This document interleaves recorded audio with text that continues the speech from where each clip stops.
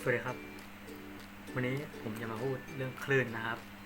คลื่นนั้นหมายถึงลักษณะของการถูกรบกวนที่มีการแผ่กระจายเคลื่อนที่ออกไปในลักษณะของการกวัดแกว่งหรือ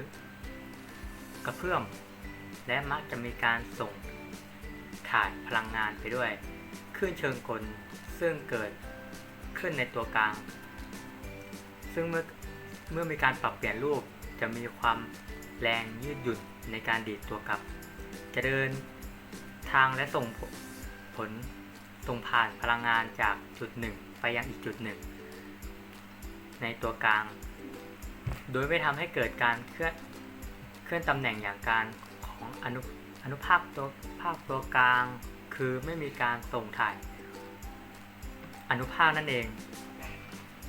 แต่จะมีการแกว่งกวัด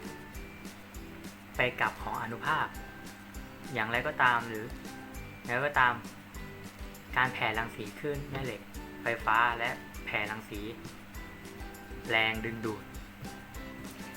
นั้นสามารถเดินทางในสุญญากาศได้โดยไม่ต้องมีตัวกลางลักษณะของคลื่นนั้นนะครับจะระบุจากสันคลื่นหรือยอดคลื่นส่วนที่มีค่าสูงขึ้นและท้องคลื่นส่วนที่มีค่าต่ำลงในลักษณะตั้งฉากกับทิศทางเดินเคลื่อนเรียกคลื่นตามขวางหรือขนาดกับทิศทางคลื่นทางเดินคลื่นนะครับเรียกคลื่นตามยาวส่วนประกอบของคลื่นสันคลื่นคือตำแหน่งที่สูงที่สุดของทุกๆคลื่นท้องคลื่นคือตำแหน่งต่ำสุดของคลื่นแอมพลิจูดคือระยะการขจัดสูงสุดของคลื่นวัดจากตำแหน่งสมดุลคาบคือช่วงเวลาในการสั่นหนึ่งรอบของอนุภาคมีหน่วยเป็นวินาทีแทนด้วยทีความถี่คือจำนวนรอบที่อนุภาคสั่นใน1วินาทีมีหน่วยเป็นรอบต่อวินาทีหรือเฮิร์ตซ์โดยที่ค่าและความถี่มีความสัมพันธ์ความยาวคลื่นคือระยะทางที่คลื่นไปได้ในช่วงเวลาของ1คาบแทนด้วยบางทีความยาวคลื่นคือระยะจากระหว่างจุด2จุดที่อยู่ถัดกัน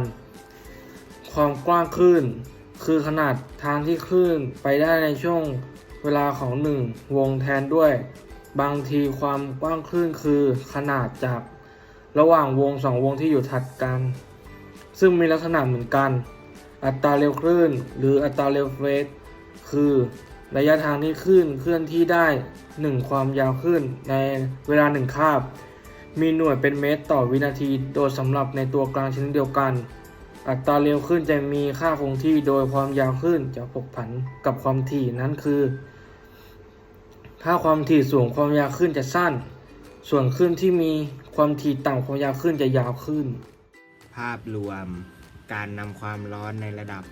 จุลทรรศน์ถือว่าเกิดขึ้นในวัตถุหนึ่งหมายความว่าพลังงานสักและจนการเคลื่อนที่ของวัตถุจะนำมาพิจารณาแยกกันพลังภายในแพร่ไปผ่านปฏิสัมพันธ์ระหว่างอะตอมหรือโมเลกุลที่เคลื่อนที่อย่างรวดเร็วกับอนุภาคใกล้เคียงซึ่งเป็นการถ่ายพลังงานจนและสักระดับจุลทรรศน์ให้กันและปริมาณเหล่านี้ถูกนิยามสัมพันธ์กับวัตถุซึ่งอยู่นิ่งการถ่ายเทความร้อนผ่านการนำเกิดจากการชนกันของอะตอมและโมเลกุลที่อยู่ใกล้เคียงกันการเคลื่อนที่ไปมาอย่างไม่เป็นระเบียบระหว่างอะตอมอิเล็กตรอนซึ่งไม่ก่อให้เกิดกระแสไฟฟ้าระดับมหาทัศน์หรือการชนและการกระเจิงของโฟตอนการนำของสัมพันธ์ทางความร้อนเป็นการศึกษานำความร้อนระหว่างวัตถุแข็งสัมผัสกันอุณหภูมิมักจะมีความแตกต่างกันหน้าสัมผัสระหว่างผิวทั้งสองปรากฏการณ์นี้เป็นผลมาจากความต้านทานของสัมผัสทางความร้อนที่มีอยู่ระหว่างสัมผัส ความต้านทานความร้อนระหว่างผิว เป็นการวัดความต้านทานของสัมผัสต่อการไหลของความร้อนและต้านทานของสัมผัส เพราะมี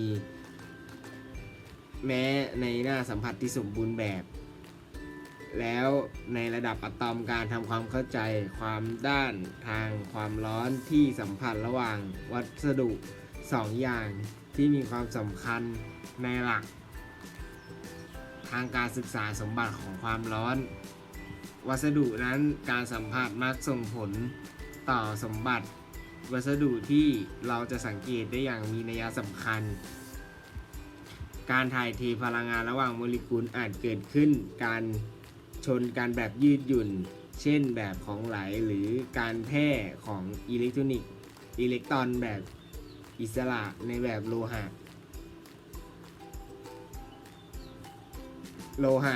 ส่วนใหญ่นำพลังงานความร้อนได้ดีเนื่องเพราะลักษณะพันธเคมีของโลหะมีอิเล็กตรอนที่เคลื่อนได้อิสระซึ่งสามารถถ่ายเทพลังงานความร้อนผ่านโลหะได้อย่างรวดเร็วการถ่ายเทความร้อนภายในแก๊สเกิดจากการชนกันของโมเลกุลแก๊สในกรณีที่ไร้ซึ่งพาความร้อนซึ่งปกติแล้วเกี่ยวข้องกับเฟสแก๊สของไหลที่เคลื่อนที่การนำความร้อนผ่านเฟสแก๊สขึ้นอยู่กับองค์ประกอบและความดันของเฟสแก๊สเป็นหลักกล่าวโดยเฉพาะคือมันขึ้นอยู่กับเส้นทางอิสระเฉลี่ยของโมเลกุลเมื่อเทียบกับขนาดช่องว่างของแก๊สที่ถูกกำหนดโดยเลขคนุตเซนขอบคุณครับ สมบัติของคลื่นทุกประเภทจะมีพฤติกรรมร่วมที่เหมือนกันภายใต้สภาวะปกติ โดยมีสมบัติดังต่อไปนี้คือ การสะท้อนคลื่นเปลี่ยนทิศทางโดยการสะท้อนเมื่อตกกระทบพื้นผิว การหักเห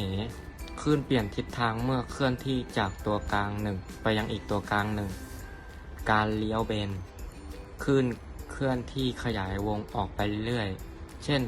ลำคลื่นที่วิ่งผ่านออกจากช่องแคบๆจะมีลักษณะขยายขนาดลำออก การแทรกสอดเกิดจากการซ้อนทับกันของคลื่นเมื่อวิ่งมาตัดกัน การกระจายองค์ประกอบที่ความถี่ต่างกันของคลื่นจะมีการแยกตัวออกห่างจากกัน การแผ่เชิงเส้นตรงการเคลื่อนที่ของคลื่นเป็นเส้นตรง